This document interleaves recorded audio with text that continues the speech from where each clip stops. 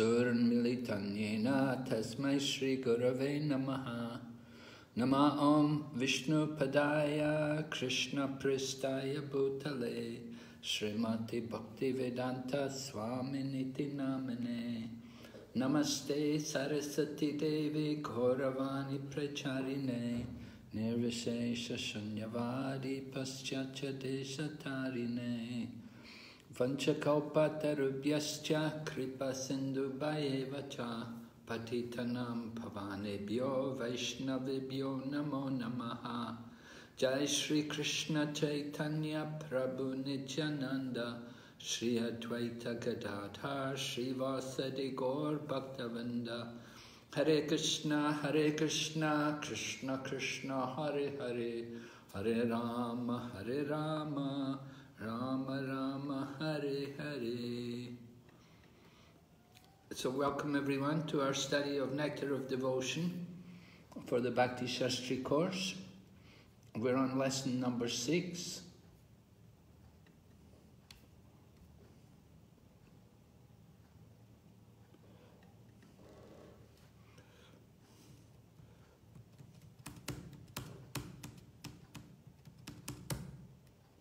Everyone remember this verse? Everyone? Yes, Maharaj. Right? Yes, Maharaj. Everybody chant.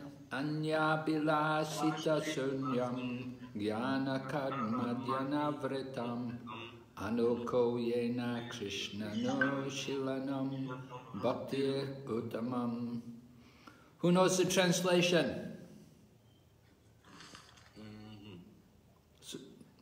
Sudarshan, do you know? Yes, Maharaj, I know. Though the wording will be little bit not as it is. Okay. Those who are in perfect devotional service should be devoid of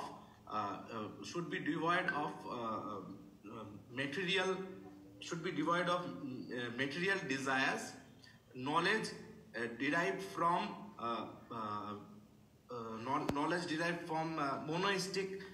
monoistic philosophy and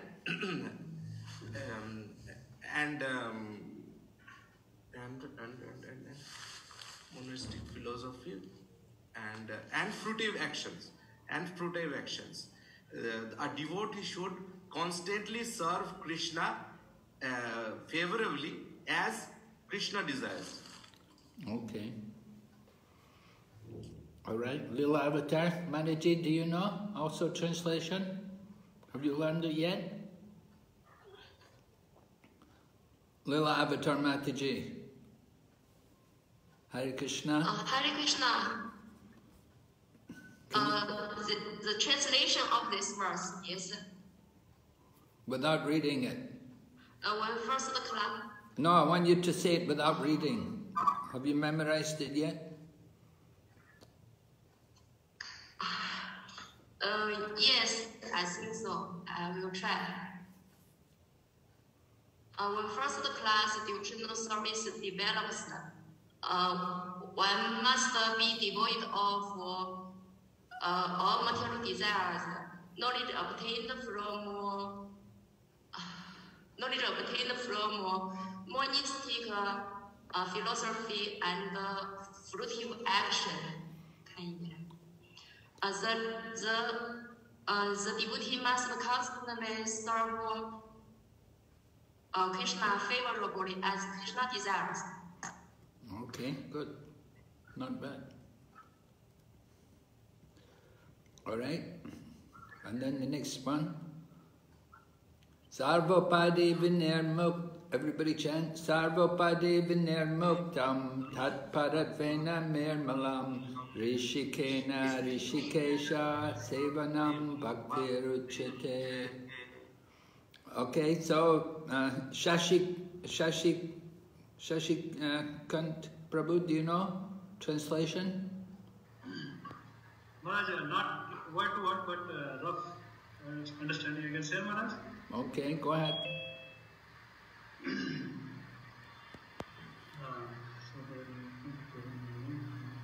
So the pure devotional service is performed when one is free from all kinds of designations and he serves the Lord through his senses. Yeah, Lord, he serves the Lord through his senses, who is the master of the senses. Okay, anybody else? My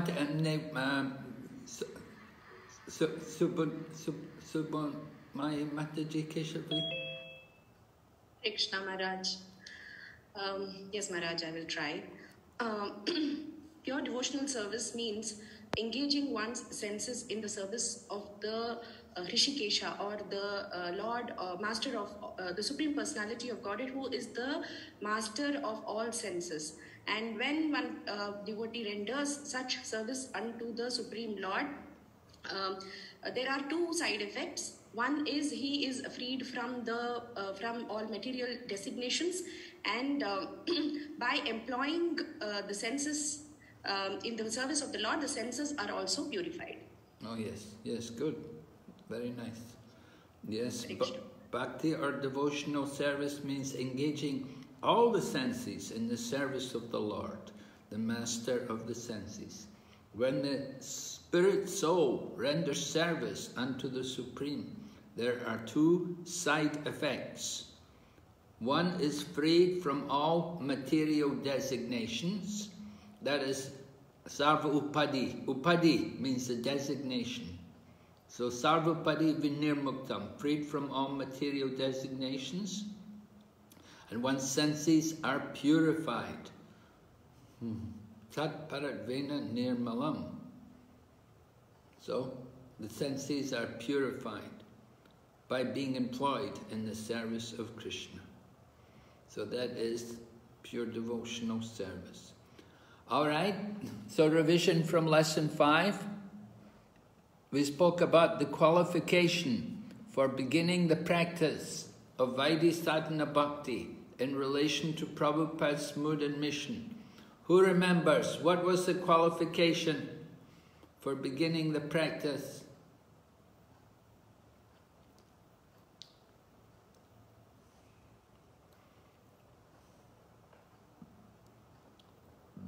Krishna? Yes, Prabhu? There's a few qualifications I remember. One is to not be too disgusted by material life or too attached to material life. Yes, Prabhu, yeah. And what else? Another qualification is taste or faith to hear. Yes, right. You have to have some taste to hear, to take the instructions. Good. Yes. Okay, then we defined and explained the process of sadhana bhakti with reference to analogies. The process of sadhana bhakti. Who remembers what was the analogy? Learnings to do sadhana bhakti is like what? Hare Krishna Maharaj. Yes, Prabhu? Maharaj, as far as I remember, Maharaj was example of child learning to walk. Yes, yes, right. Okay. He tries and falls, but again tries. So in this way, we also practice in sadhana. Good, yes. And then distinction between Vaidhi and Raganuga Sadhana Bhakti. Is Narayani Mataji here?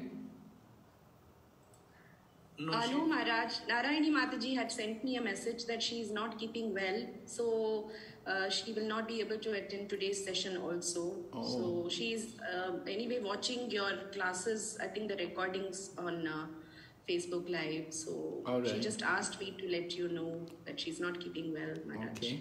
What about Melin? Is Melin here? Yes, Maharaj, I'm here. Yes. So can you tell me the distinction between Vaidhi and Raganuga Sadhana Bhakti? Yes, Vaidhi Bhakti is follow the orders of from the spiritual master, and Raganuga Bhakti is do the devotional service by nature. Yeah. There is one is follows the principles. Yes. And one is nature. Yes. Raganuga Sadhana Bhakti is spontaneous devotional service. spontaneous. And Vaidhi sadhana bhakti is according to the rules and regulations. Now, when you do Raganuga sadhana bhakti, does it mean you don't have to follow the rules and regulations? Melin? If you're doing Raganuga sadhana bhakti, does that mean you don't have to follow rules and regulations? No. I need to follow the regulations. Yes, you do. You have to follow. You still follow the rules and regulations. But you do it naturally. Without even thinking about it, naturally you want to follow rules and regulations. Okay? Maharaj? Yes? We can give this as an example of learning how to drive a car. Initially we are very cautious in driving. We have to change the gear, we have to put down the steering, and then once we learn how to drive, then we just listen to the songs, talk to people, and we drive the car. So we can give that example also for this Raganuga and Vaidhi Bhakti. Okay. Learning how to drive a car. I think Prabhupada gave the example about typing. That in the beginning you look to see the letter, but after some time you don't need to look, you just type. Okay, so we'll go ahead. Definition of sadhana bhakti. Sudarshan Prabhu can read for us. Definition of sadhana bhakti. Kriti sadhya vavet sadhya bhava sa sadhana abhida nitya siddhya bhavishya prakrityam ridhi sadhyata. When transcendental devotional service by which love for Krishna is attained is executed by sense, it is called sadhana bhakti, or the regulative discharge of devotional service. Such devotion eternally exists within the heart of every living entity. The awakening of this eternal devotion is the potentiality of devotional service in practice. Bhakti Rasamrita Sindhu 1.2.2, Sri Chaitanya Chaitamrit Madhya Lila 22.105, the Nectar of Devotion, Chapter 2, 6th paragraph. All right, thank you. So, transcendental devotional service, by which we get love of Krishna. Its first point is, it's executed by the senses.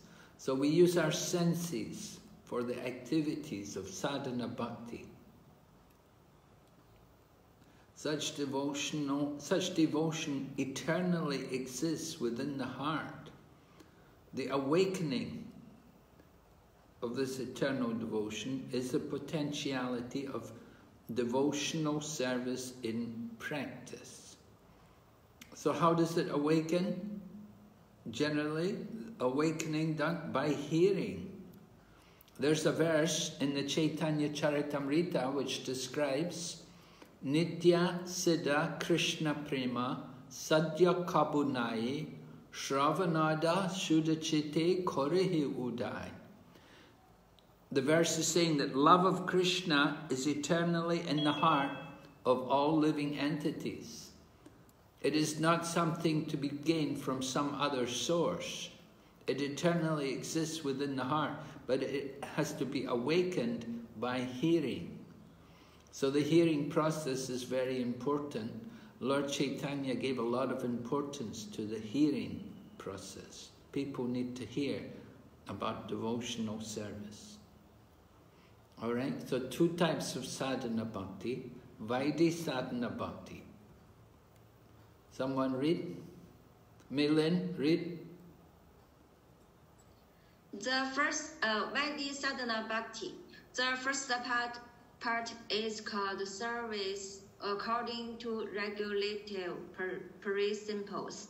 One has to follow these different regulative principles by the order of the special master, or on the strength of authoritative scriptures. Keep reading. Raganuga sadhana bhakti. Another part of sadhana bhakti is called Raganuga.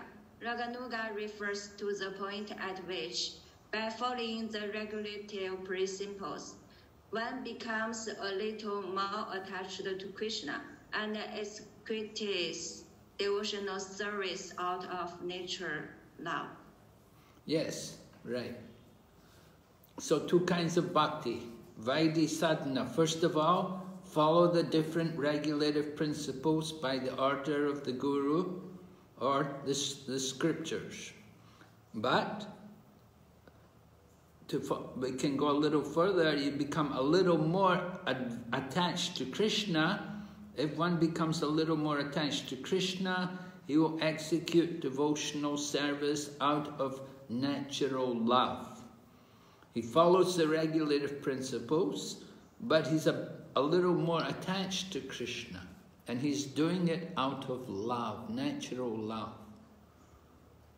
So we're going ahead, lesson 6. The independent nature of pure devotional service. All right. Somebody read the title for that. What's the title here? Each of these 3 stages of Uttama Bhakti is characterized by a particular type of happiness. Okay, so each of these 3 are Uttama Bhakti. What does Uttama Bhakti mean? Sitala? Uttama Bhakti? Pure devotional service. Uttama Bhakti means the highest, the top. First class devotional service. Huh? First class devotional service. Yeah, the top. Right. There's Kanishta, Madhyam and Uttama. Right? Uttama is at the top. So Kanishta and Madhyam can also be pure devotees. But Uttama is the highest. Alright, so different stages of devotional service. There's 3 different stages of doing bhakti. Sadhana bhakti, bhava bhakti, and prema bhakti. Now they could all be pure devotees. They can all be pure devotees. So there are different kinds of happiness in each kind of devotional service. We see that there's different happiness which you get in sadhana bhakti. It's different from the happiness which you get in bhava bhakti, and that's going to be different from what you get in prema bhakti. So they're described. The happiness in sadhana bhakti is shubhada. It's higher than the happiness we get from sense gratification or from liberation. So you get some happiness. You do get nice happiness in sadhana bhakti. It's much better than sense gratification or even liberation. But you get a higher happiness in bhava bhakti. The happiness in bhava bhakti is called moksha laguta krit. And it is so superior that it makes sense gratification and even liberation seem insignificant. But then the highest happiness is in prema bhakti, which is called Sandrananda Vishesh Atma. And it is described, it is so incalculably superior that one cannot even perceive the existence of sense gratification or liberation. So you can see different levels of happiness there, according to the type of bhakti, the stage of bhakti which you're doing. Now it's all pure devotional service, but different stages. Some devotees do devotional service at the stage of sadhana, and some are at the stage of bhava, and some are at the stage of prema. Recording in progress.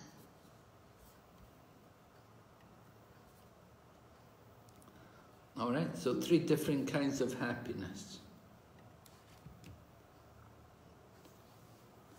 All right, then going to speak about now the eligibility for Vaidhi Bhakti. I mean, who's qualified to do Vaidhi Bhakti? If somehow or other, by good fortune, one develops faith in hearing and chanting my glories. Such a person, being neither very disgusted with nor attached to material life, should achieve perfection through the path of loving devotion to me. So we heard, I think it was Vibhu Chaitanya Prabhu was telling us, that the qualification for Vaidhi Bhakti shouldn't be too much attached to the material world and shouldn't be too much disgusted with material world. And at the same time, you have to have faith in hearing and chanting about Krishna. So that in that way, then he's a good qualification. He's eligible to take up Vaidhi Bhakti, to begin following Vaidhi Bhakti, all the rules and regulations. The person who has developed faith in serving the Lord by impressions arising from previous association with devotees, who is not too attached to material objects and who is not too detached, is qualified for Vaidhi Bhakti. So that's similar, right? The two statements are similar. Yeah, it's the same thing. Oh no, a little different. So this is one is a statement from one is Bhakti Rasamrita Sindhu, which is from Srimad Bhagavatam also. 1-2-15. One is 1-2-15, one is 1-2-14. Very similar. All right. Anyway, the eligibility for beginning devotional service. Qualified for Vaidhi. Beginning devotional service means we do Vaidhi Bhakti. So what are the three qualifications necessary for Vaidhi Bhakti? One is we need the mercy of a devotee. Because by the mercy of a devotee, then we will have faith. We will have a taste for hearing and chanting the glories of the Lord. You won't have that faith, you won't have that taste without the mercy of a devotee. The mercy of a devotee is very important. Now we may have had mercy and maybe from a previous life, may not even be from this life, but somewhere there must have been some mercy of a devotee, and that allows us to have faith in the process of chanting. And then, not overly attached to material life, not too disgusted with material life. So these are the three qualifications. I think that's quite clear for all of you. Attraction for Krishna. We want to develop our attraction for Krishna, or faith in hearing and chanting about Krishna. And how do we get that? How do we get this attraction for Krishna, or how do we get that faith? It comes from the word in Sanskrit, yadrichchaya. That is good fortune. Good fortune. Good means mercy, like that. It comes by good fortune or good luck. And that comes from, that good fortune comes from merciful association with great devotees. You get the opportunity to associate with great devotees.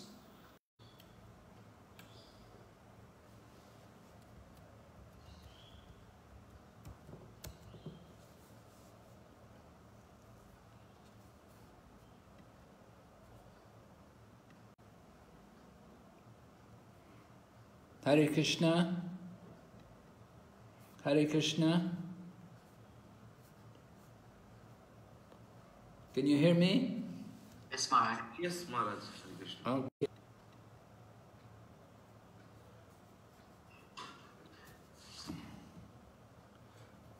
Okay, so we were speaking about the eligibility. So it was mentioned, association of devotees is so powerful that sometimes or they may be extremely renounced. They may become devotees if you get very powerful association. Okay? Yeah? Hare Krishna? Yes, Maharaj. Yes. Yes, Maharaj, perfectly clear. Okay, it's still unstable. Okay, let's see. So eligibility for Vaidhi Bhakti.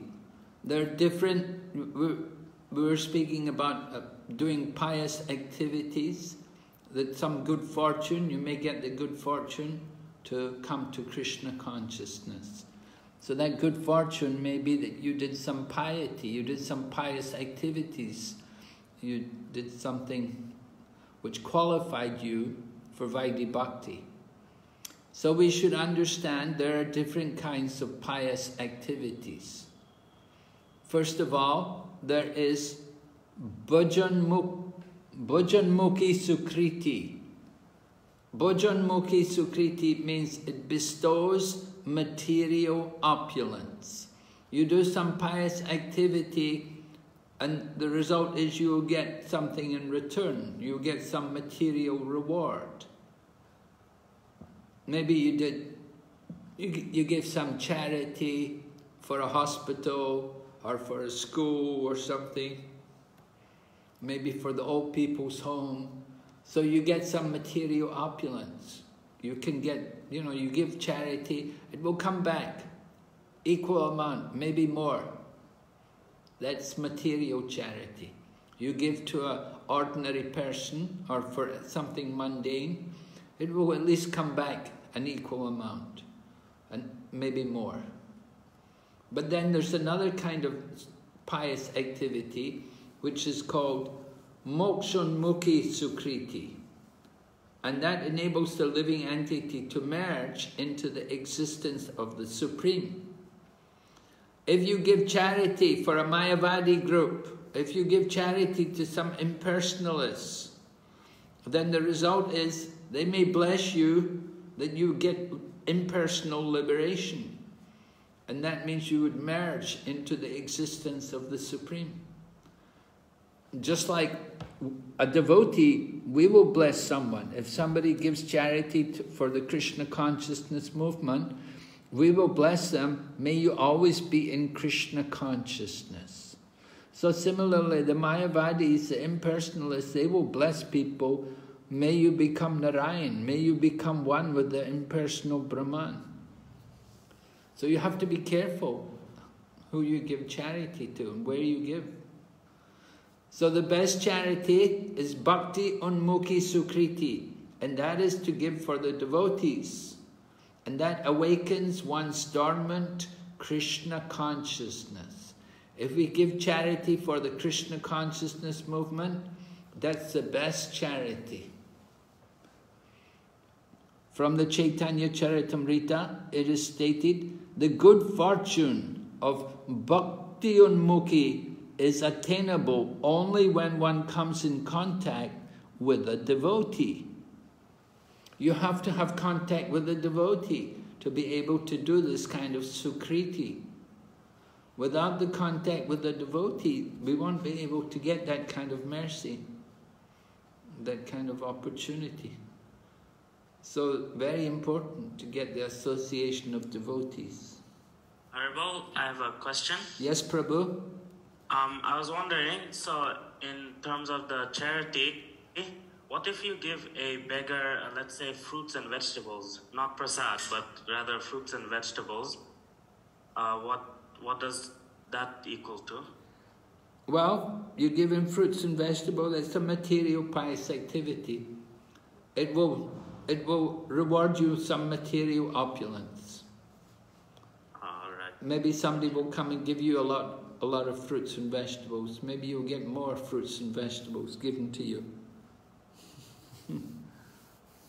It may not be in this life, it may have to wait till the next life, I don't know. But you know, you get back what you give. It comes back. At least it will come back an equal amount, and come back probably more. But you give to a beggar, this charity, material charity, mundane charity. So it will give you some material benefit. Okay, Prabhu? Yes, thank you.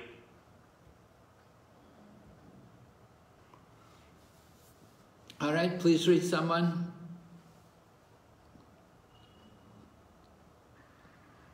Who's not? Who's reading? Who's going to read? Vibhu Chaitanya Prabhu, can you read? Eligibility of the candidate for advancing in devotional service. Spiritual advancement is eternal. The attraction to Krishna gained from previous advancement in devotional service remains in one's heart. In a future life, it impels one to seek the association of devotees and take up the practice from where one left off. Thus, we can see devotees coming to the Krishna consciousness movement who begin at different levels of advancement. Waves of Devotion, page 52. Thank you, Prabhu.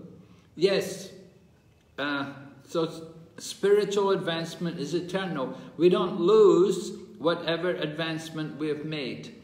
Prabhupada said if we do 1% of devotional service in this life, then we'll begin from that point in our next life.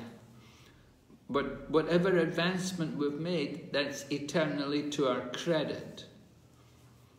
And therefore, it's written here that devotees coming to the Krishna consciousness movement, they come at different levels. And some people, when they come to Krishna consciousness, they're already very advanced. Everything's just so natural for them, and it's so simple and easy for them, because they were already devotees in their previous life, and they're coming to continue their Krishna consciousness.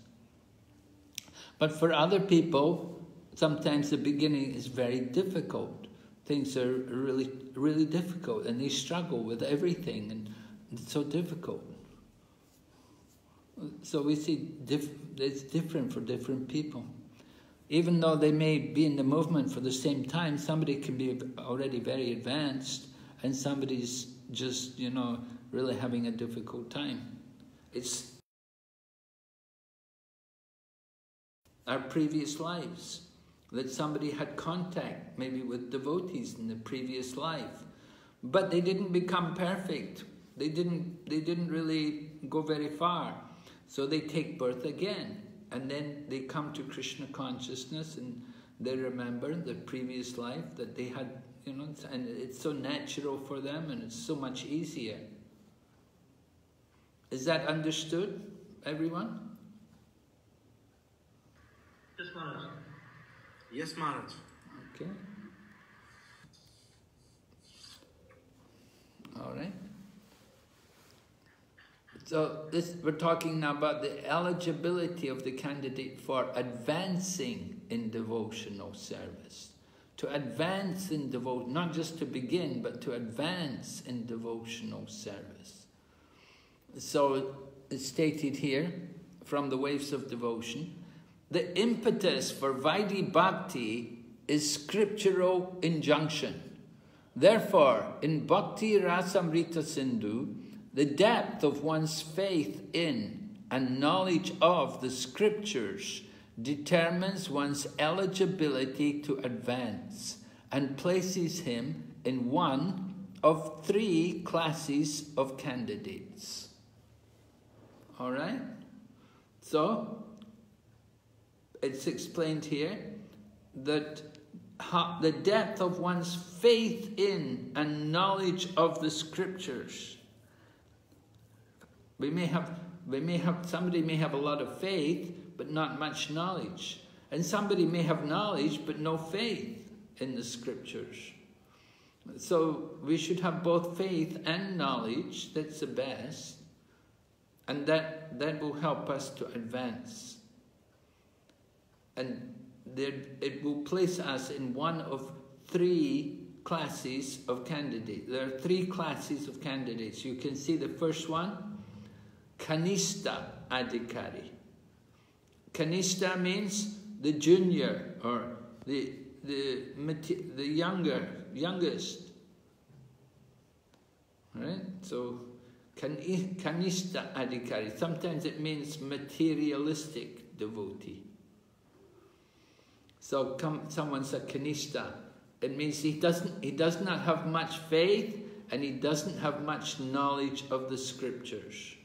So he's weak. He's weak in faith and weak in knowledge. So he may have difficulty. Now somebody else is a Madhyama Adhikari. Madhyama means intermediate. Kanishta is a junior, Madhyama is intermediate, and the intermediate Adhikari, he has intermediate faith and intermediate knowledge. He has some knowledge. He doesn't have complete knowledge, but he has some knowledge, and he has faith. It may not be 100%, but he has quite good faith. So he's a Madhyama. Kanishta is weak. Madhyama is in the middle, and on the top you have the Uttama Adhikari. Uttama, the best devotee. And the best devotee, he will have strong faith and strong knowledge, full knowledge of the scriptures. All right? So if somebody has weak faith and weak knowledge, then what happens is he may meet someone, he may meet an old friend, and he may tell his friend, you know, yes, I'm a devotee of Krishna. I'm practicing Krishna consciousness now. I'm a vegetarian. And his friend says, oh no, really? Oh, you're a vegetarian? Oh, you're with Hare Krishna now? Oh, that's not very good. Oh, no, you shouldn't be with them. I tell you, don't go to them. Don't be a vegetarian, you know. You don't need to. He will come up and he will discourage you. And you have weak faith and you don't have much knowledge, so you cannot answer him, you cannot deal with him.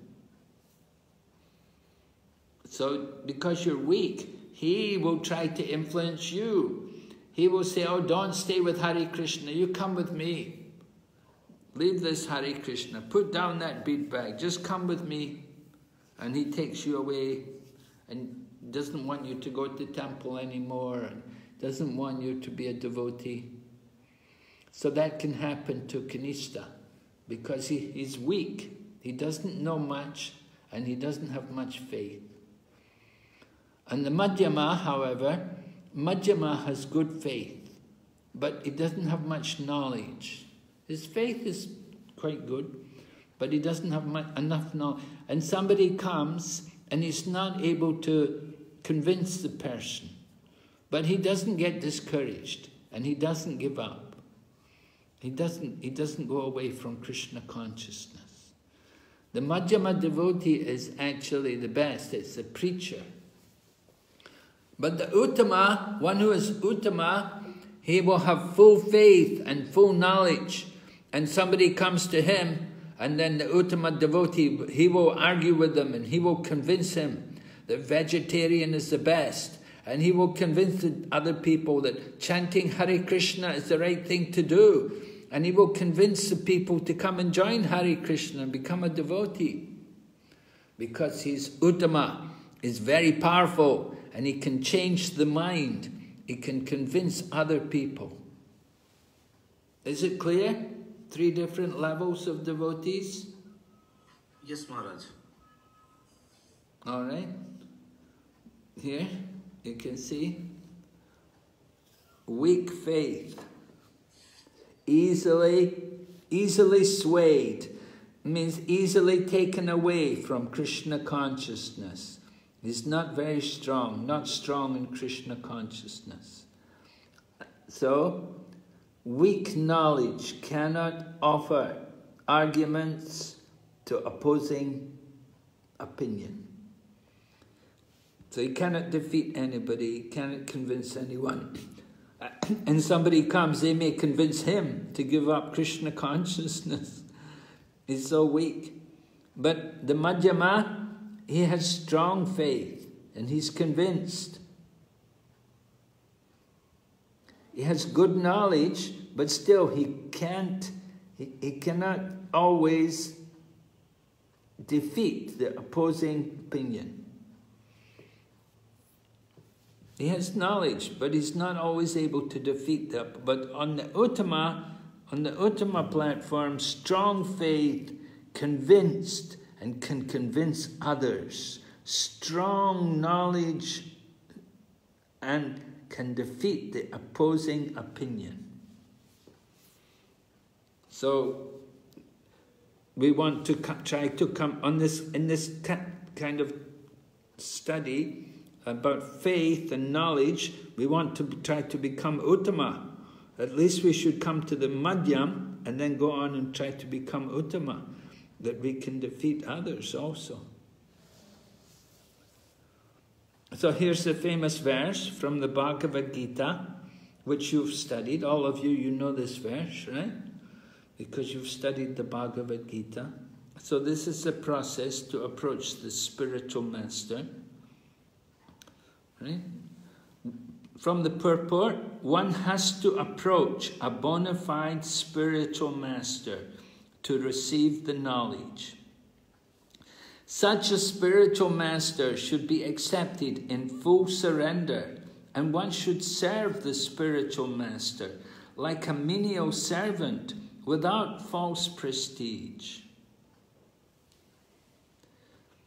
So that's one way in which we can advance in devotional service, right? From Bhagavad Gita, 4th chapter, text number 34. A very important verse and often quoted. Right? Do you know this verse, Sitala? Yes, Maharaj. Say it. Let me hear you say it. Translation? The Sanskrit. Sanskrit, okay. Tadviti pranipratena pariprasnena sevaya upadesya disyanti jnana jnani nastatvatarni dasina. Hare Krishna. Yeah, good. Translation? Translation, just try to learn the truth by approach spiritual master, include from him, supreme, I don't know this word, and later service unto him. The Sastri realize the source can impart knowledge unto you because they have seen the truth. Okay. Yes. Okay.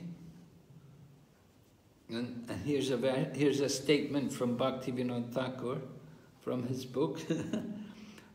O best of kings, if you desire to acquire the extraordinary knowledge by which the supreme goal is realized, then chant the name of Lord Govinda, Krishna, with love and devotion. Right? So you want to advance? Chant the name of Govinda or Krishna with love and devotion.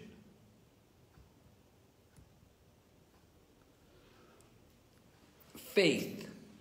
Faith means conviction that the goal of life is to please Krishna and abandon all other desires. This is the meaning of faith. That means we're fully convinced we have to please Krishna. And we give up all material desires. That is strong faith. From the Bhagavad Gita, we see in the Bhagavad Gita this statement, Sarvamita Dritam Manye Yamam Vadisi Keshava. O Krishna, I totally accept as truth all that you have told me. From the Bhagavad Gita, chapter 10, verse number 14.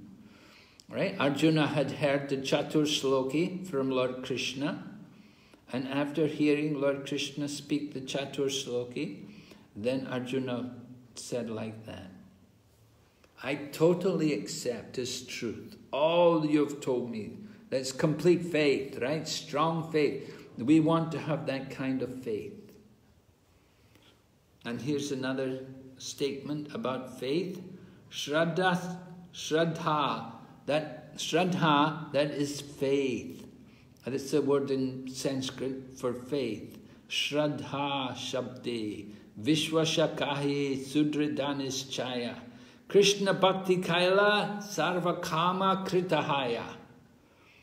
Right? Shraddha is confident, firm faith that by rendering transcendental loving service to Krishna, one automatically performs all subsidiary activities. Such faith is favorable to the discharge of devotional service. Try to understand this statement here from the Chaitanya Charitamrita Madhya Lila 22:62. Very powerful definition of faith. Confident, firm faith. That simply by serving Krishna, we're doing everything. Don't think anything is lacking. Don't think, oh, I didn't do that, oh, I didn't do this. We're doing service to Krishna. Service to Krishna includes everything. It means everyone is being served when we're serving Krishna. So that is the highest faith. We should have that kind of faith. Then we can serve Krishna very nicely. All right. Vibhu Chaitanya Prabhu, can you read? My dear Lord, I repeatedly pray unto your lotus feet that I may simply be stronger in devotional service. I simply pray that my Krishna consciousness may be more strong and steady, because happiness derived out of Krishna consciousness and devotional service is so powerful that with it, one can have all the other perfections of religiousness. Economic development, sense gratification, and even the attainment of liberation from material existence. Prahlad Maharaj to Narasimhadev, taken from Hari Bhakta Sudhodaya, the nectar of devotion, happiness in Krishna consciousness, 12th paragraph.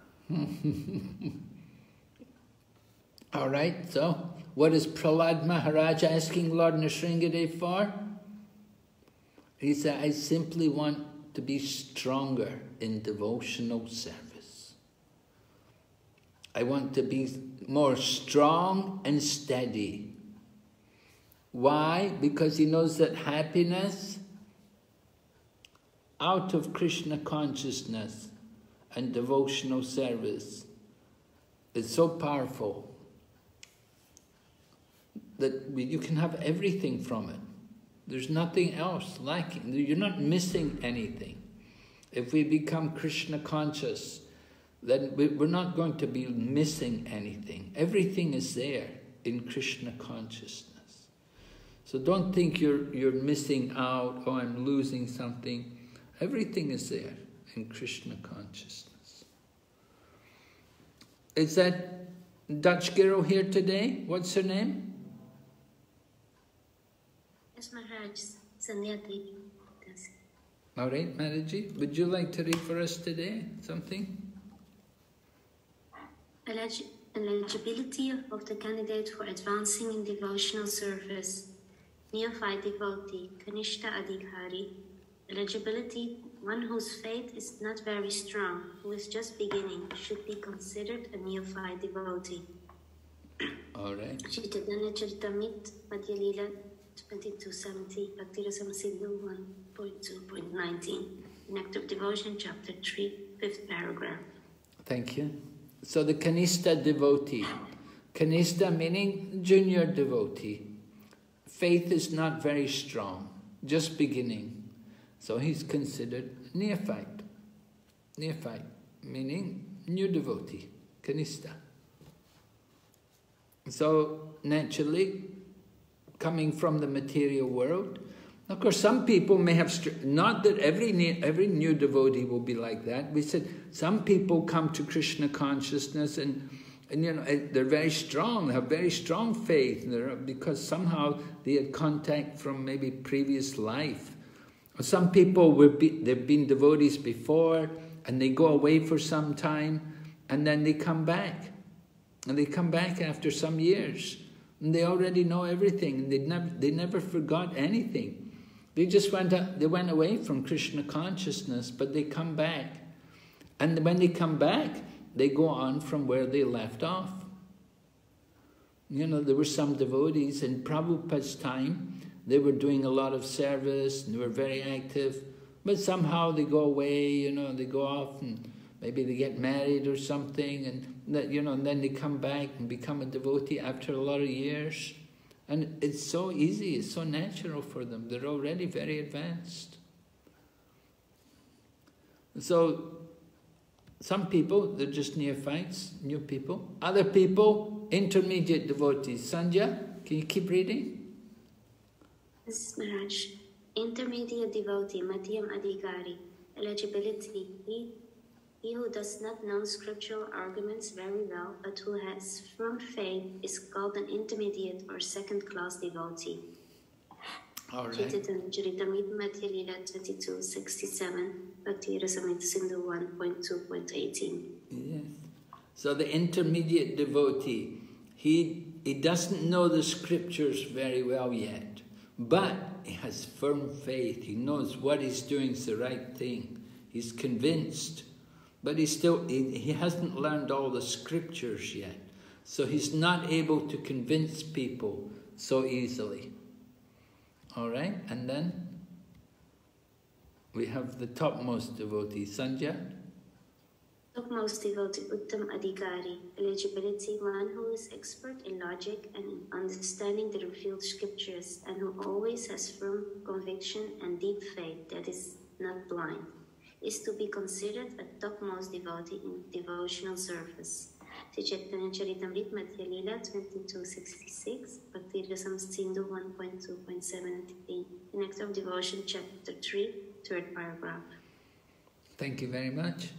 So topmost devotee, firmly convinced, deep faith.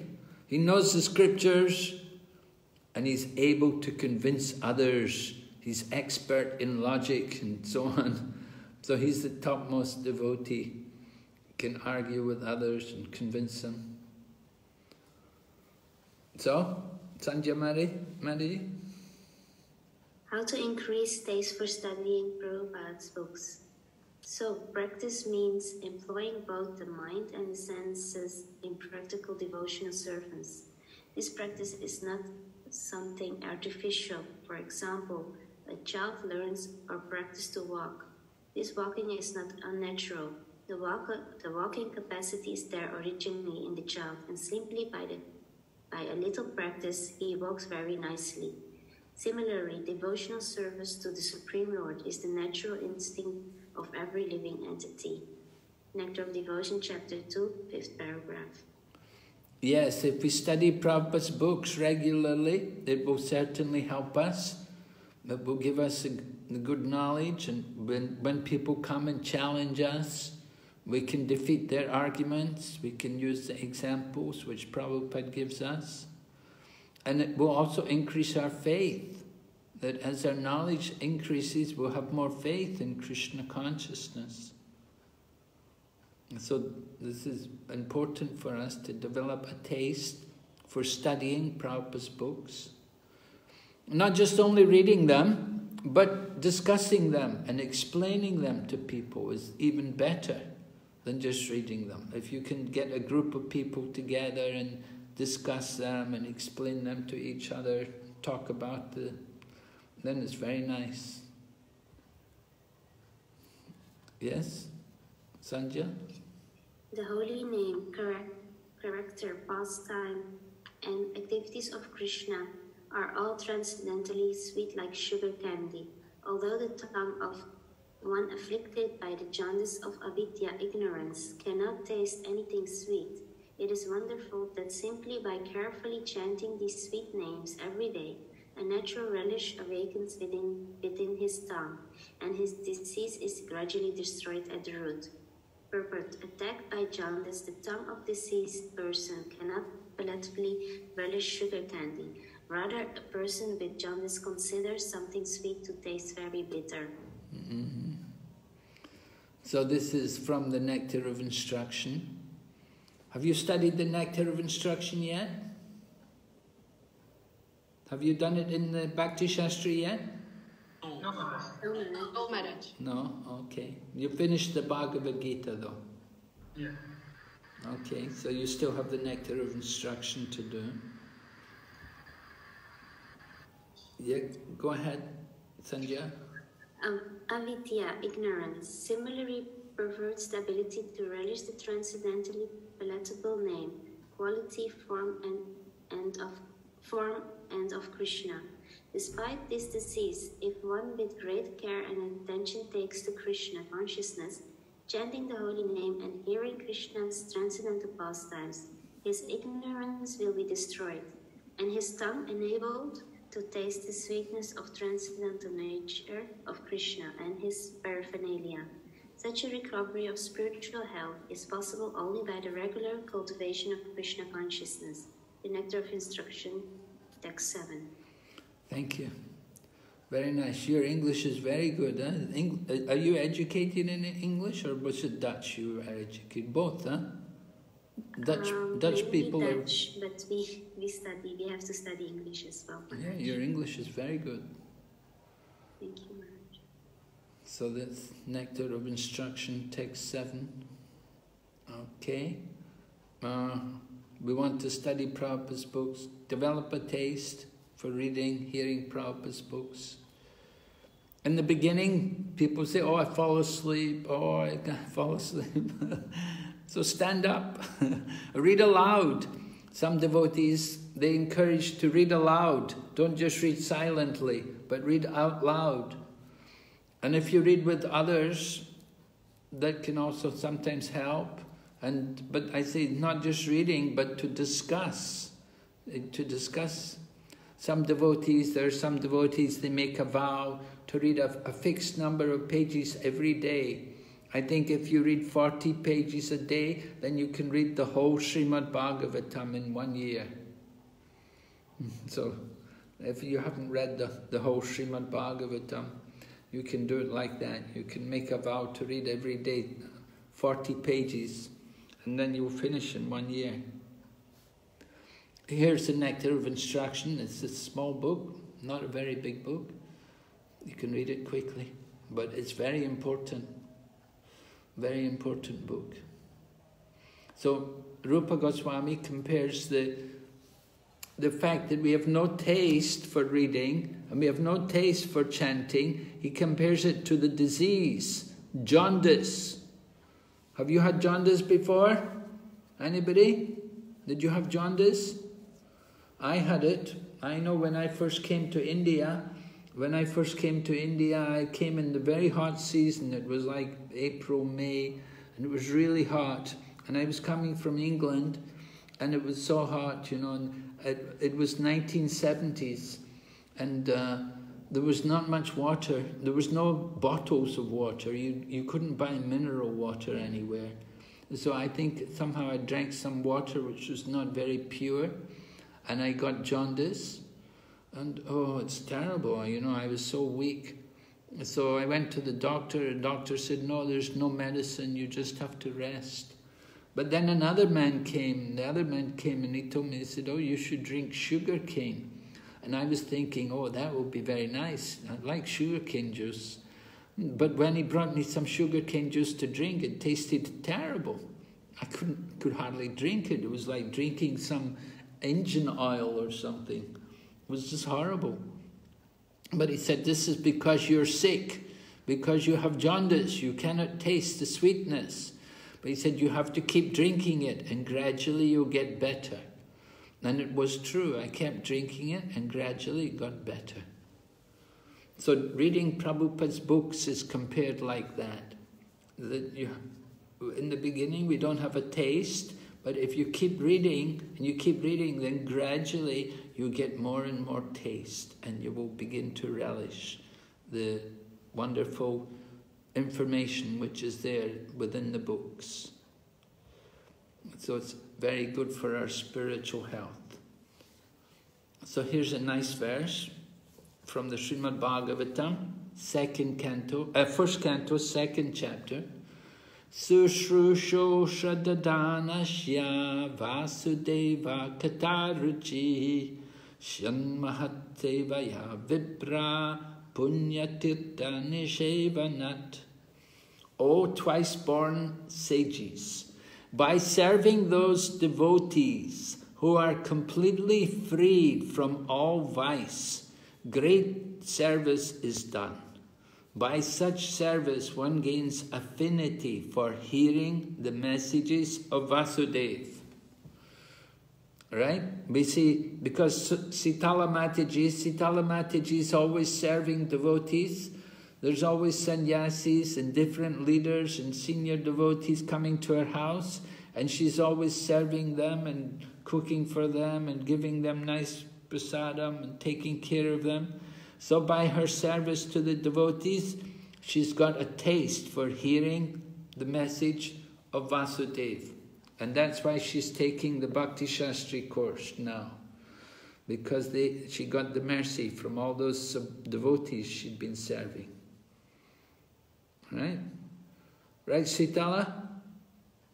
Yes, Maharaj. Okay, good. Yes. All right. Now, is that other devotee here? Is it Bhakti Elias?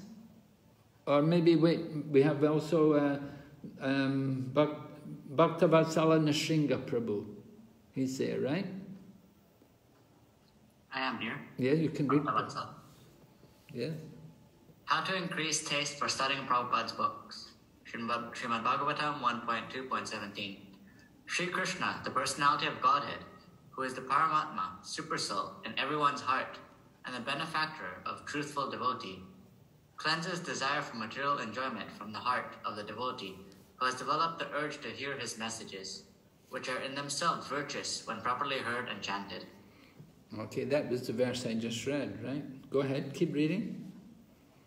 Text 18. By regular attendance in classes on the Bhagavatam, and by rendering of service to the pure devotee, all that is troublesome to the heart is almost completely destroyed, and loving service unto the personality of Godhead, who is praised with transcendental songs, is established as an irrevocable fact. Who knows this verse? Is it Nashtaprayeshu Abhadreshu? Yes, right. Go ahead. Say it, Mataji. Nashtaprayeshu Abhadreshu Nityam Bhagavata Sevaya Bhagavati Uttama Shloke Bhaktir Bhavati Naishtiki. Yes, right. Everybody knows that verse, right? Should do.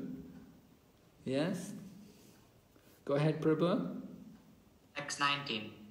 As soon as irrevocable loving service is established in the heart, the effects of nature's modes of passion and ignorance, such as lust, desire, and hankering, disappear from the heart. Then the devotee is established in goodness, and he becomes completely happy. Yes? Do you know that verse also, Mataji? Tadarajastamo bhava. No, Maharaj. I don't know that by heart. Okay, go ahead. Bhaktavatsal Prabhu, 20. Text 20. Thus established in the mode of unalloyed goodness, the man whose mind has been enlivened by contact with devotional service to the Lord gains positive scientific knowledge of the personality of Godhead in the stage of liberation from all material association. Right, so this is describing the stages of Krishna consciousness. In the beginning, text 17, it was describing that you just serve the devotees and then you get an urge to hear the message. And then text 18, you hear regularly.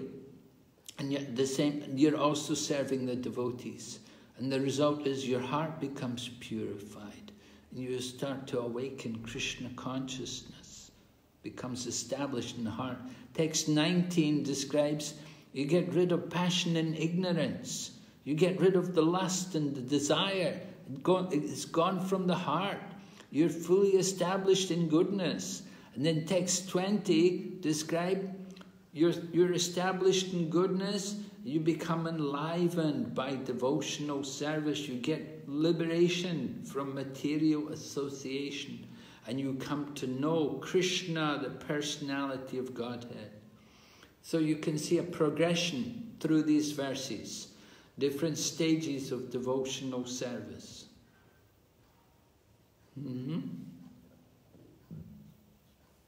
Okay, we'll go ahead. I think you all know this from the Bhagavad Gita. Sitala, Jen. Chadu Vida Sukriti no Juna Ato Jigyasuratin Gyani Chavarata Sabha. Translation? O best among the Bharatas, 4 kinds of men begin to render devotional service unto me. The distressed, the desires of winters, wealth, the inquisitive, and he who is searching for knowledge of the absolute. Absolute. Absolute. Absolute. Absolute. Yes. Bhagavad Gita, chapter 7, text 16. Yes, right. So, 4 kinds of people. Pious, but without faith in the objective.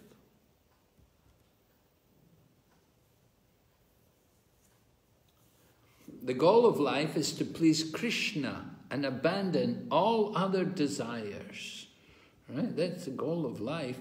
So, different examples. Distress.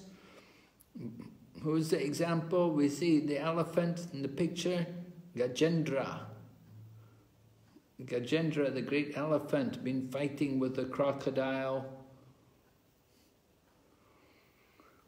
So Gajendra was in great distress. He was greatly troubled. He was in so much distress because they were fighting for a long time. And the crocodile was at home in the water. And the elephant was becoming weaker and weaker. And the crocodile wouldn't let go of the foot of the elephant. Then the elephant prayed to Krishna, and Krishna came. Well, Vishnu came on the back of Garuda, and he killed the crocodile, and Gajendra was saved. So Gajendra is the example of one in distress. Then Jignasu. Jignasu means curious. The sages in the Naimisharanya forest, they were Jignasu, they were curious, they had many questions. They wanted to know who is the Lord. And they wanted to know, now that Lord Krishna is gone from the world, where are the religious principles to be found? So the sages at Naimisharanya, they were very curious. They're the example of people who were curious and they came to Krishna consciousness. Then arti means material. They want wealth. Somebody's looking for some kind of wealth, and that was Dhruva Maharaj's situation. Dhruva Maharaj wanted to get a kingdom greater than his father and greater than his grandfather even.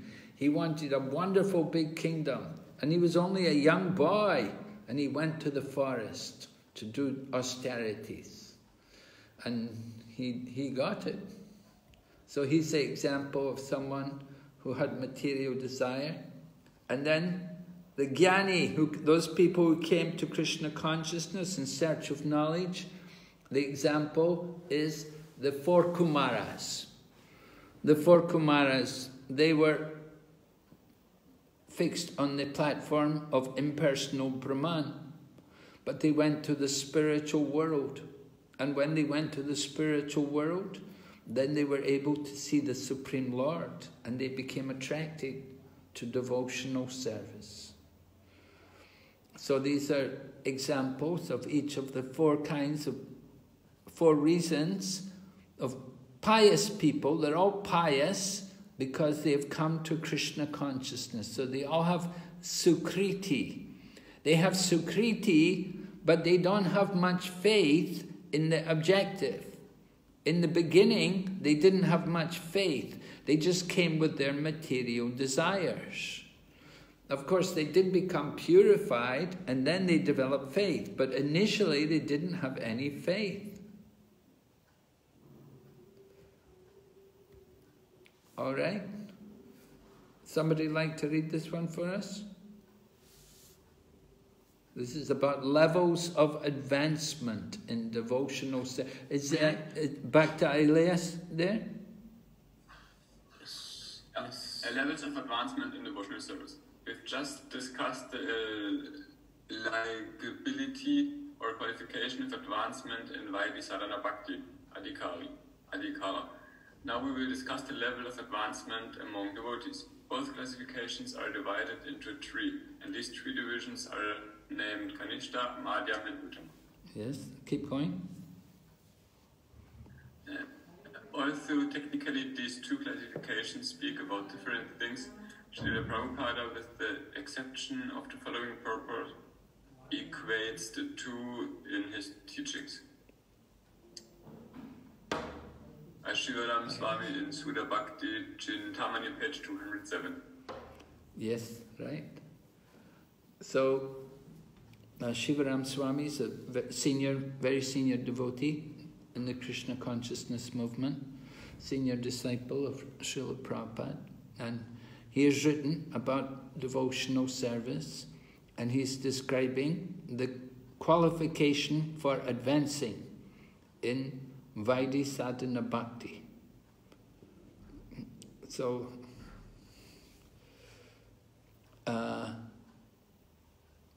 different levels of advancement among devotees, right? We said some people are Kanishta, some are Madhyam, and some are Uttama. So, both classifications are divided into three. Both classifications means speaking about different things. In one place they're speaking about knowledge, and another place they're speaking about faith. Right? So somebody may have a lot of faith, may not have knowledge. Somebody may have a lot of knowledge, may not have faith. And they may, they may be Uttama in terms of knowledge, or they may be Uttama in terms of faith, but they may lack the other qualification. So two classifications. All right, can you keep reading, Prabhu? Levels of Atma, Rati Prema Taratam Yevakta Taratama. A devotee is considered superlative or superior according to his attachment and love. Just a minute. Okay, a devotee is considered superlative or superior according to his attachment and love. So this is a different qualification. Previously, we were speaking about knowledge and faith, but now we're speaking about attachment and love. Some people, they can also be very advanced in terms of their attachment and love. We don't know about their knowledge and faith, but they have very strong attachment and love for Krishna.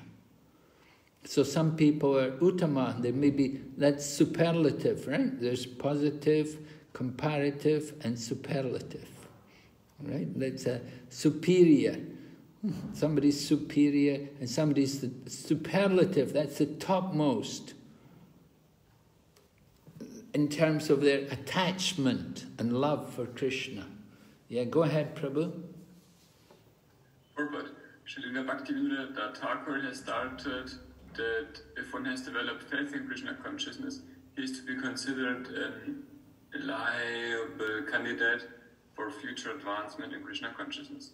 Those who have faith are divided into three categories, Uttama, Madhyam, and Kanishta. Yes, right. So, Bhaktivinoda Thakur, if we have developed faith in Krishna consciousness, then it's good to you'll be able to make advancement in Krishna consciousness. If you have faith, then it will be good it will not be difficult to advance. So those who have faith, three categories, Uttama, Madhyam, Kanista. Right? Kanista will be weak faith, Madhyam will be intermediate faith, and Uttama the topmost faith. Yes, go ahead, Prabhu. The standard of devotion is also categorized in the same way. Neophyte.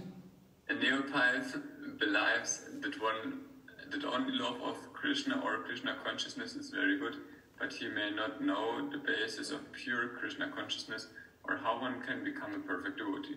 The devotees are described as positive, comparative, and superlative in terms of their love and attachment for Krishna. Okay. 22.71. All right, so devotion is the standard of devotion. In other words, the standard, the distinction between the advanced and the neophyte and the new devotee is understood the same way.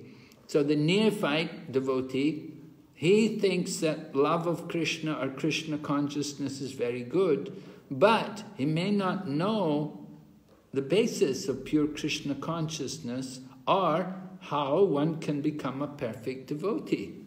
And somehow he has love of Krishna. He believes love of Krishna is very good, but he doesn't know about how to develop his Krishna consciousness. He doesn't know how to become a good devotee. So devotees are described positive, comparative, and superlative. Positive means like neophyte, comparative, madhyam, and superlative, uttama, in terms of their love and attachment for Krishna. So different devotees will have different degrees of love and attachment for Krishna. Yeah? Go ahead, Prabhu. The following Bhagavatam shlokas describe the attitudes and vision of Vaishnavas on each level of devotional advancement. Okay, yeah. So we'll see some slokas from the Bhagavatam. Right. Okay, who is not read yet today? Sudarshan Prabhu, you can read. A Prakrita Bhakta or materialistic devotee does not purposefully study the Shastra and try to understand the actual standard of pure devotional service. Consequently, he does not show proper respect to advanced devotees. He may, however, follow the regulative principles learned from his spiritual master or from his family who worships the deity. He is to be considered on the material platform, although he is trying to advance in devotional service. Okay. So we're looking at different levels of advancement in devotional service. Different levels of advancement. Kanista Bhagavata's attributes and vision. Kanista Bhagavat's attributes and vision. Attributes means what he has, what qualifications he possesses. And the vision, how he sees everything. So this is for the Kanista, this means for the neophyte or the junior devotee. So he's described here, other words are used to describe Kanista, they call him a Prakrita Bhakta. Prakrita Bhakta means also Kanista, it means neophyte, it means also materialistic devotee. A materialistic devotee, he doesn't purposely study the scriptures. Right? He may look at the books, but he doesn't try to really study them. And he doesn't try to understand the actual standard of pure devotional service. No, he's a new devotee, he's neophyte, you know, maybe in the beginning, maybe not very serious about Krishna consciousness. Maybe in the beginning they like prasadam, they just come because they like prasadam. And some people come because they like the girls. They think, oh, the girls there in Krishna, you know, they're really nice. You know, I think maybe I could find a nice girlfriend there. And they come to Krishna consciousness. So there's different reasons why people become devotees. Of course, sometimes it's the other way around. Sometimes it's the girls come because they like the men. Different reasons. But anyway, you know, they're materialistic devotees. Their motive was not just simply for devotional service. They had some kind of material desire. So the devotee is described here, the neophyte devotee. He does not show proper respect to advanced devotees. No, he thinks, well, you know, who's he? He's just an ordinary person. He's just like me. He's no different from me. So he thinks like that. But he may follow the regulative principles. He should follow the regulative principles. He's learned, he's from the spiritual master, or maybe from his family who worships a deity. Many people come to Krishna consciousness. They come from a Hindu family, and the family may worship the deity in their own home, and they become devotees, and they take initiation. But they still may be neophyte. They still may be very attached to material life. So he is to be considered on the material platform, although he is trying to advance in devotional service. All right, is this clear to everyone? Any questions? No? Okay. Different levels of advancement. We're hearing about the Kanista's vision. Yeah, here's a bit more about Sudarshan Prabhu.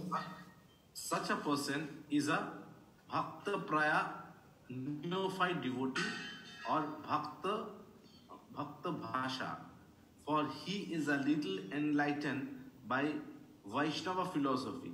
Such a person is a new Bhakta Praya neophyte devotee or Bhakta Bhasha, for he is a little enlightened by Vaishnava philosophy. Right, so Bhakta Praya or Bhakta Abhasa. A shadow of a devotee, right? He's a shadow of a devotee, or he's close to being a devotee, he's dear to a devotee. Neophyte, Bhakta Praya. He has a little enlightened about Vaishnava philosophy. Not much. A little bit he knows. And so he's Kanista, neophyte devotee. But the Madhyam devotee is a bit different. Right? Madhyama Bhagavata attributes and expands vision. An intermediate second-class devotee shows love for some supreme personality of Godhead, is friendly to all devotee, is very merciful to neophytes and ignorant, and neglects those who are envious of devotional service. Mm-hmm. So these qualities of the Madhyama devotee should be noted.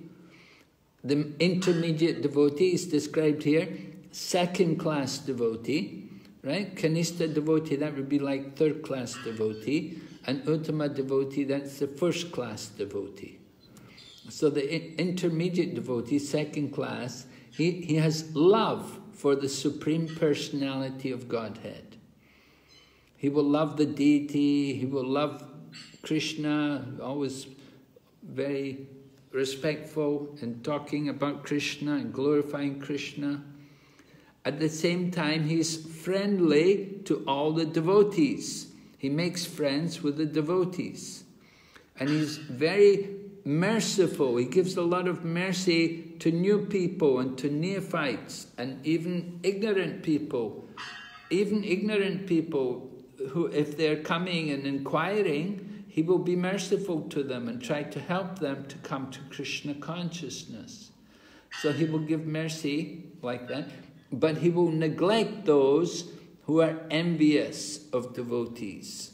If people are envious of devotees and they blaspheme the devotees, maybe even they're offensive to devotees, so we will neglect these people, go away from them, keep away from them. Don't try to argue with them, because if you argue with them, they'll just get more angry and will become very bitter, and the person will commit more and more offenses. You don't want that. So better to just stay away from them and avoid these kind of people. So we have to be able to make this distinction between who is a neophyte, who is ignorant, and who is an envious person. You have to be careful. If you know someone's very envious and very blasphemous, better to stay away from them. Don't try to change them, because it will be very difficult. All right? Well, go ahead. Now the Uttama devotees, his attributes and most expansive vision. The most advanced devotee sees within everything the soul of all souls, the Supreme Personality of Godhead, Sri Krishna. Consequently, he sees systematically everything in relation to the Supreme Lord and understands that everything that exists is eternally situated with the Lord, within the Lord. Yes. So the most advanced devotee, the Uttama devotee, the first-class devotee, he sees within everything the soul of all souls, Krishna. Right? Krishna said, Sarvasya chaham hridisani visto. I am in the hearts of all living entities. So Krishna is within the hearts of all living entities. And not only that, he's within the atom, he's everywhere in his impersonal, unmanifested feature. So the topmost devotee sees everything in relation to the Supreme Lord and understands that everything is situated eternally within the Lord. A devotee asked Prabhupada, he said, what does it mean? Does it mean you actually see Krishna? Do you see Krishna playing the flute everywhere? What does it mean? Prabhupada gave an example. He explained, he said, just like when the mother sees her daughter's shoes, then the mother will think, oh, this is my daughter's shoes, and she will think of her daughter. And so the same way, when the devotee sees a tree and sees a flower, he will think, oh, Krishna's tree, Krishna's flower. We should offer it to Krishna. So this way, the devotee sees everything in relation to Krishna. Just like the mother sees her child's clothes or her child's shoes. So the same way, the devotee sees Krishna everywhere. We see everything as Krishna's energy, the property of Krishna. Is it clear? Yes. Okay. What is the qualification for seeing Krishna everywhere?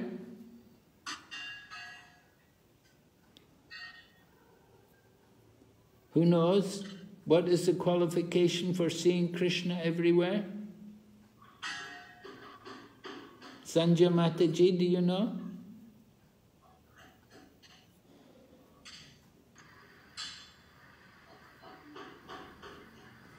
Sanjay, are you there?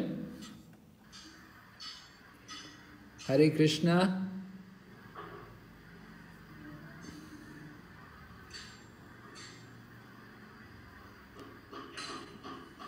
Sabodhamai Mataji, do you know? Hare Krishna Maharaj. Is it that we need to have faith and love and attraction to Krishna? Yes, right. Yeah, especially we have to have love, right? There's a famous verse where Prabhupada quotes the Brahma Samhita. This verse. Yes, right. Prabhupada said there's only one qualification for seeing God. And then he quotes this verse.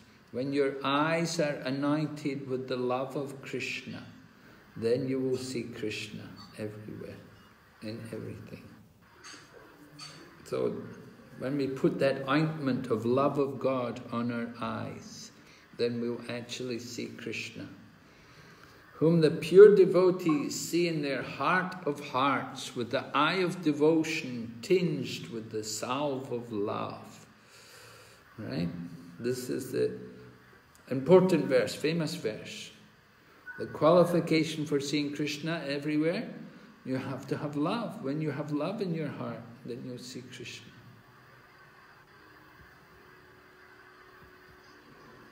All right? Eligibility of what? Of the candidate for practicing devotional service. Yes, go ahead, Sudarshan. Yeah. Without being elevated to the position of a jnani or wise man, one cannot stick to the principle of worshipping the Supreme Personality of Godhead. All right? Without being elevated to the position of a jnani or a wise man. So it's important for us to understand who is Krishna. You may have attachment for Krishna, and you may say, I love Krishna, but you don't know, we don't understand much about Krishna.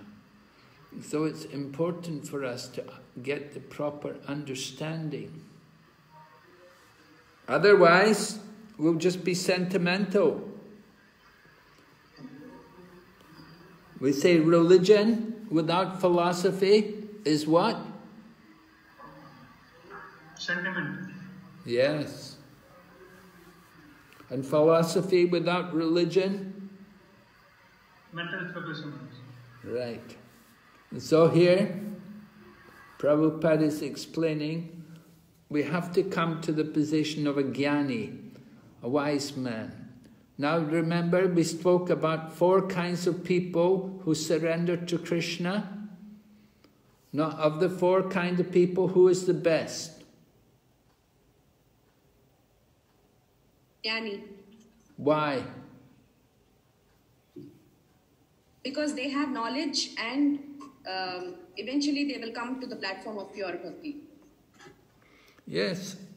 All of the 4 people who come, they all have sukriti. They had pious activities, but they didn't have much faith in the goal. They didn't have much faith in Krishna. But somehow they came to Krishna consciousness. They came for some material reason. So, to actually advance, they have to come to that position of having knowledge. Otherwise, they'll go away. If somebody comes in distress, then when the distress is over, then they'll go away.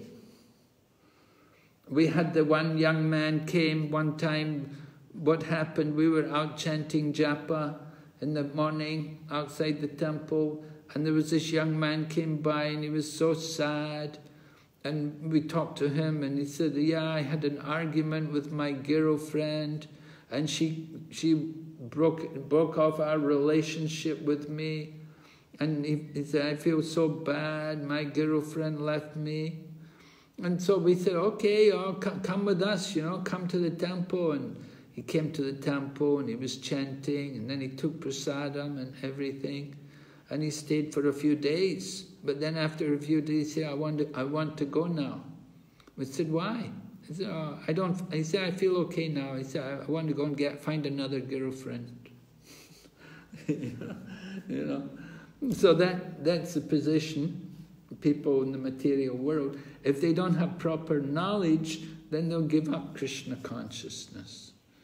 They will stop worshipping. They may come for some time, but if they learn the philosophy, they'll never forget it. In the same way, somebody may come, they have an economic problem, they have no money, and sometimes you get the young man comes, he wants to be a devotee, be a brahmachari, he doesn't have any job, doesn't have any money, and he becomes a devotee, and he's doing devotional service, and maybe he's doing book distribution, and then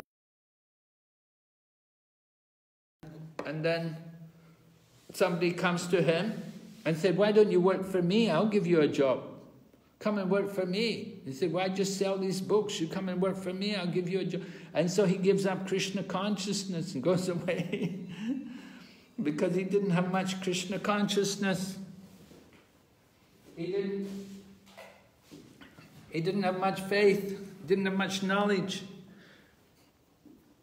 He came for wealth, and as soon as somebody offered him a job, he went away. Before, he didn't have a job.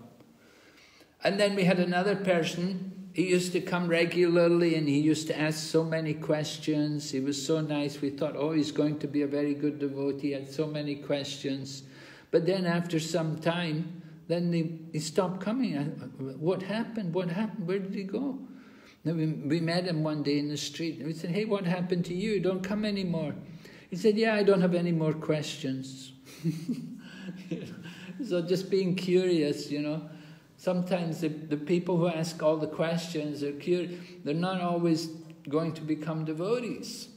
So they have to come to the standard of really appreciating Krishna and develop faith in Krishna and actually become a jnani, actually have some knowledge, understanding about Krishna. So the one with knowledge, he's the best because he's properly situated. So all the four kinds of people, they all have to get knowledge. So everyone who becomes a devotee, they have to hear the scriptures. You cannot just chant and not hear the scriptures.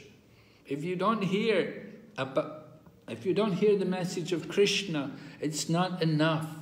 It's not enough to just chant. You have to also hear from the scriptures. It's very important for us.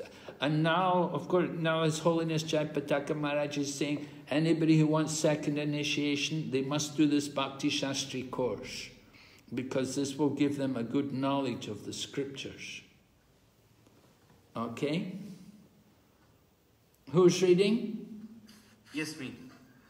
It can be concluded that a person who is free from the bodily concept of life is an eligible candidate for practicing pure devotional service. Mm-hmm. So, if you're free from the bodily concept of life, of course, that's not so easy. We're all in the bodily concept of life. But we should come to get free of that bodily concept of life. How will we get free of that bodily concept of life? You have to hear. Go ahead, Prabhu. Anyone who has any desire or aspiration for satisfying his senses by becoming more and more important, either in the material sense or in the spiritual sense, cannot actually relish the really sweet taste of devotional service. Yeah. If we still have some material desire, we want name, adoration, distinction. We say lab, puja, pratishta, profit, adoration, distinction. That will not allow us to taste Krishna consciousness. Srila Rupa Goswami has therefore compared the processing this bhukti, material, and mukti, liberation, desires with being influenced by the black art of a witch. In both cases, one is in trouble. So two kinds of material desires. One is desire for bhukti, just for gross material desires. And the other one wants mukti, that is the desire for liberation. So these two things are like being influenced by the black art of a witch. In both cases, we get trouble. If you want sense gratification, you get trouble. If you want liberation, you'll get trouble. That's not what we want. So we have to be careful, these material desires. Yes? The material desire to enjoy the material world and the desire to become liberated from the material bondage are considered to be two witches, and they haunt one like ghosts. As long as these witches remain within the heart, how can one feel transcendental bliss? As long as these two witches remain in the heart, there is no possibility of enjoying the transcendental bliss of devotional service. Yes, right. Two witches. A witch. You know, a witch is an evil woman. right? So the desire for sense gratification, the desire for liberation, it's like having this witch, like having these witches in their heart. Very trouble, give you a lot of trouble. If they catch somebody who's a witch, they burn them. They don't like them. They're not liked by people. Witches are not popular. They just give a lot of trouble. Okay, here's an important verse from Bhagavad Gita. You remember this verse? 18th chapter, text 54. Everybody chant. Brahma Bhuta Prasannatma Na Shochati Na Kanchati Samasarveshu Bhuteshu Madbhaktim Labate Param. Right? So Brahma Bhuta, one who knows he's Brahman, then he is Prasanna Atma, he's a joyful soul. Na Sochati Na Kanchati. He does not hanker for anything, and he does not lament for anything. Sama sarveshu bhuteshu. He sees everyone equally. Madbhaktim labate param. So in that state, he attains pure devotional service to me. So this is the verse. So qualification for beginning devotional service. We're looking at different qualifications. There's beginning, advancing, and practicing. Vaidhi sadhana bhakti, right? So the qualification for beginning was to get the mercy of a devotee. We want the mercy of a devotee who enthuses one with attraction for Krishna. Right? Sometimes you meet people, you meet a devotee, some devotees are very powerful, and they go out there and they meet people, and people become so inspired. Oh, I want to be with Krishna, I want to serve Krishna. So we need the mercy of a devotee for beginning, not overly attached, not overly detached. That's important, right? That's for the beginning. And then, for advancing, who remembers? What do we need for advancing? Anybody remember? Knowledge and faith. Okay, knowledge of Shastra. Yes, we need to know about Krishna from the scriptures. And then we need to have also faith in Shastra and faith in devotees also. So that's for advancing. What about qualification for practicing? What do we need?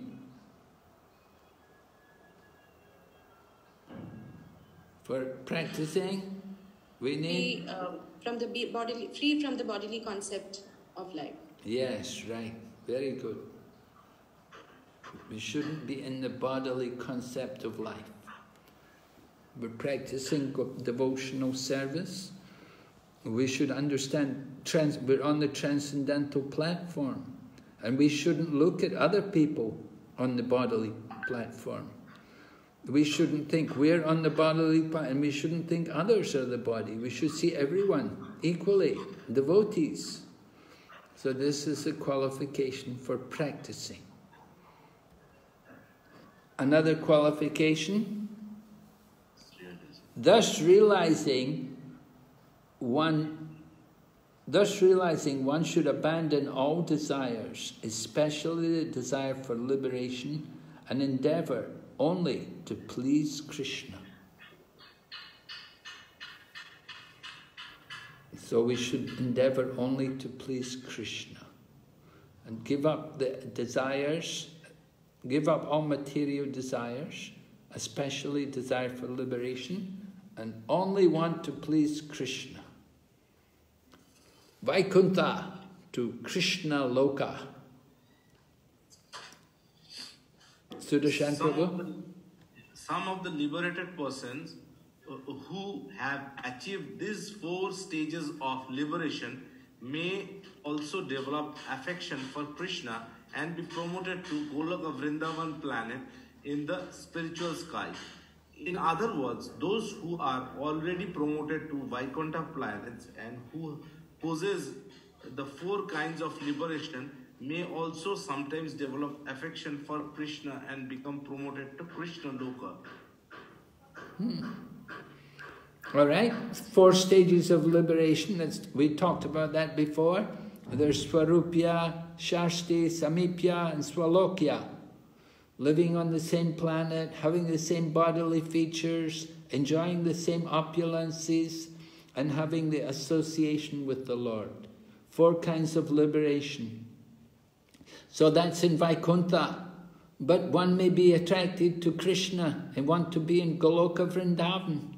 So he can go there.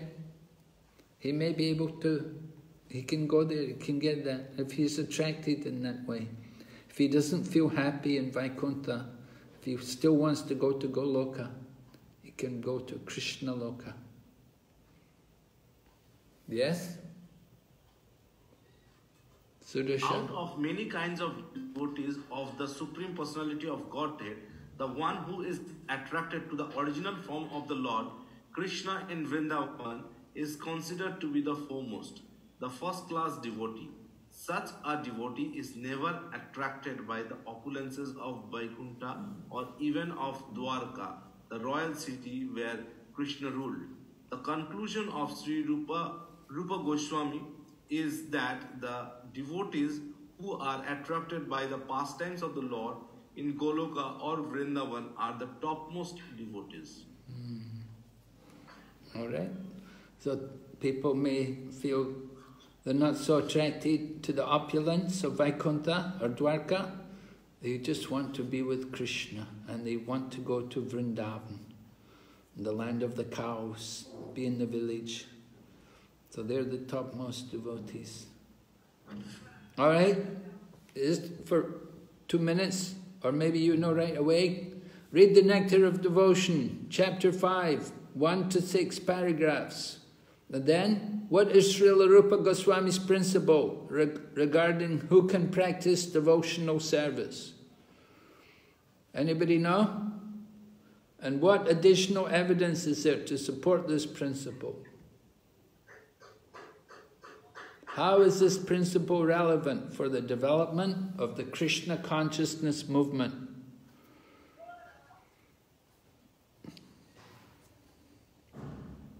All right, how many groups do we have today? We have the 3 Chinese ladies, 1 group. We have our 2 English-speaking ladies, right? And we have also 2 men, 2 groups of men. So 4 groups. See if you can answer these 3 questions. Rupa Goswami's principle regarding who can practice devotional service.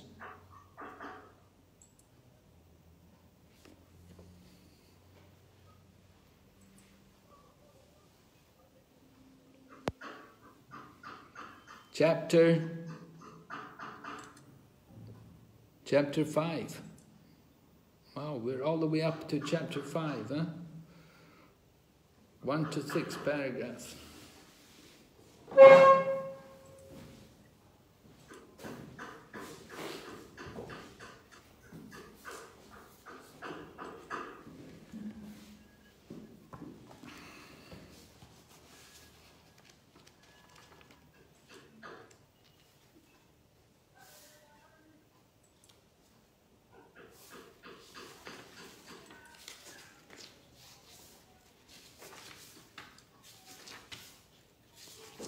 Hare Krishna Maharaj? Yes? Should I create the groups? Well, has everybody got their book with them? You have your book? Yes? You can take a group, if you like, you can create groups. Yes? No harm, just for 5 minutes. The existing groups, right? Yeah. 4 groups? Yeah. Okay.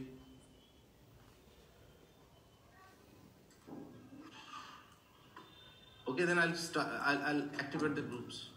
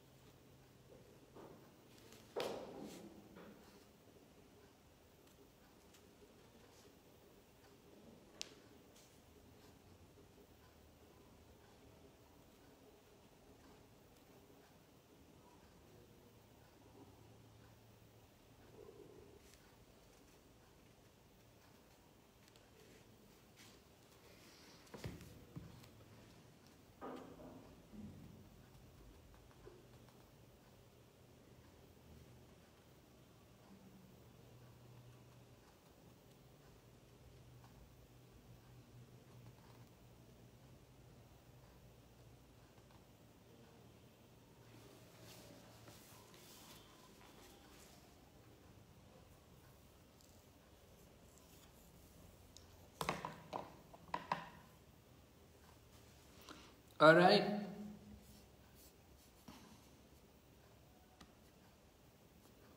Hare Krishna.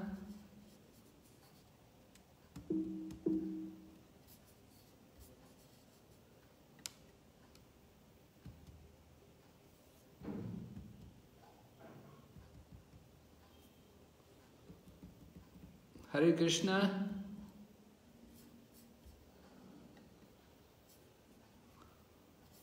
Hare Krishna.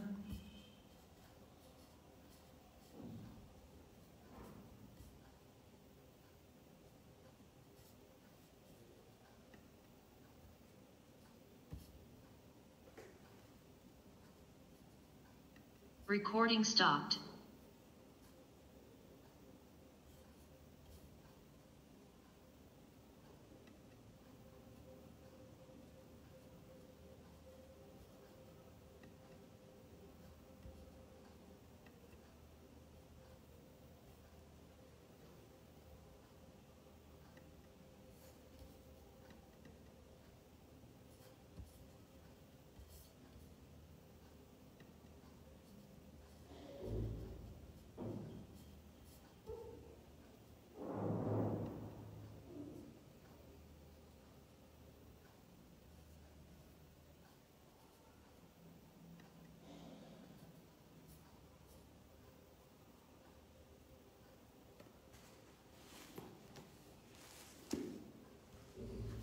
Hare Krishna.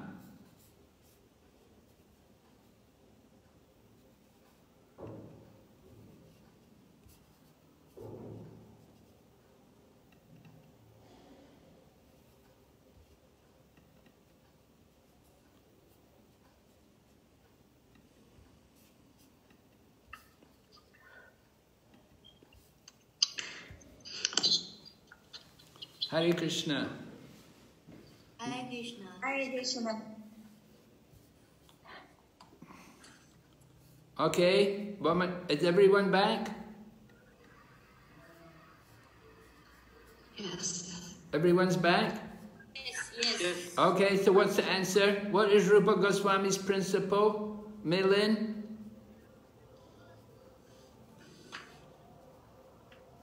Milin? Yes. The principle is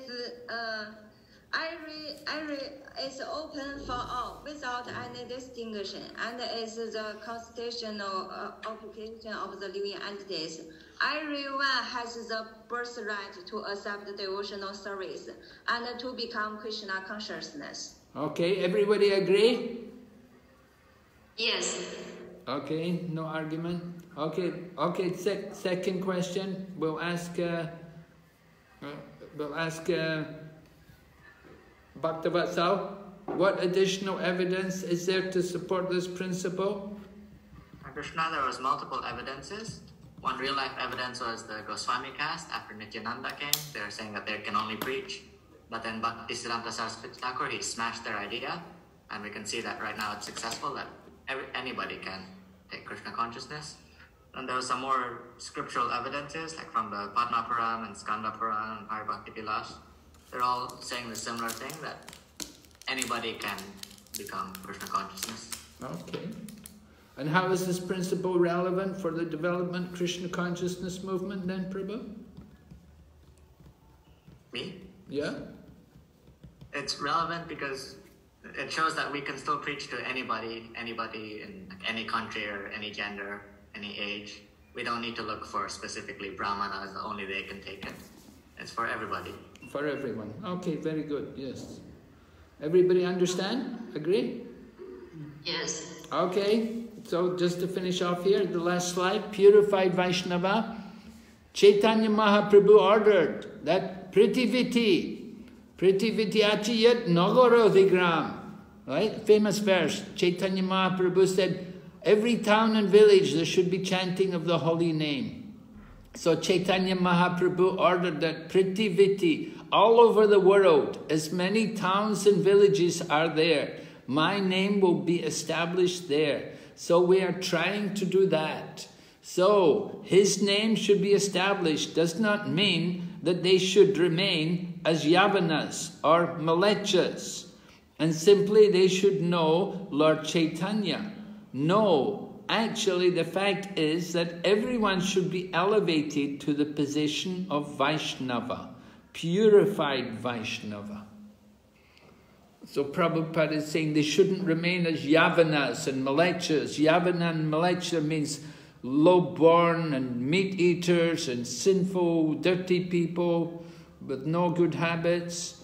They shouldn't remain like that. He said, not that they shouldn't just simply know Lord Chaitanya, we have to actually change them. They have to become Vaishnavas, purified Vaishnavas.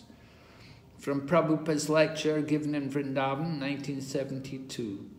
All right, so just to review what we covered today, we explained the eligibility for beginning and advancing and practicing Vaidhi Sadhana Bhakti. All right, beginning, in the beginning, what's required?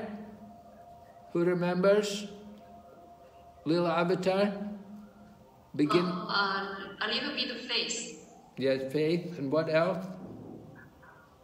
Not overly detached, not Okay. overly attached. Right, to yes. material life.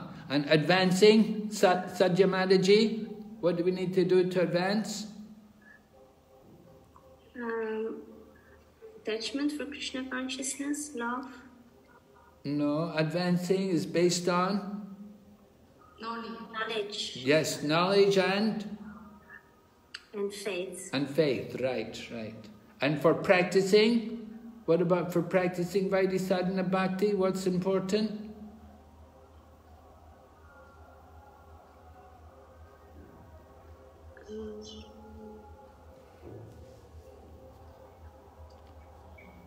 Practicing, we shouldn't be in the bodily conception of life, right?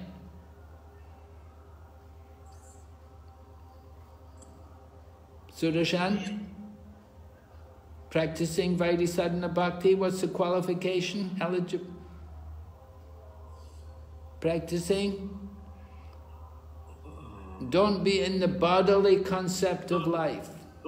Yes, don't be in the bodily concept of life. Yes. Okay. And then, but the independent nature of pure devotional service. Independent nature of pure devotional service means it doesn't depend on anything else. It doesn't depend on knowledge or anything. It doesn't depend on your birth. It doesn't depend on, you have to do this, you have to do that. No, it's independent. And then also, ISKCON's practice, claiming members from all sections of the Western countries in relation to principles established by Rupa Goswami. Okay, so we said Rupa Goswami's principle is everyone can be a devotee, everyone, anywhere.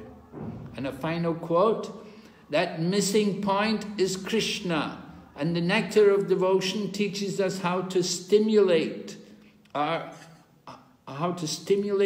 original love for Krishna and how to be situated in that position where we can enjoy our blissful life.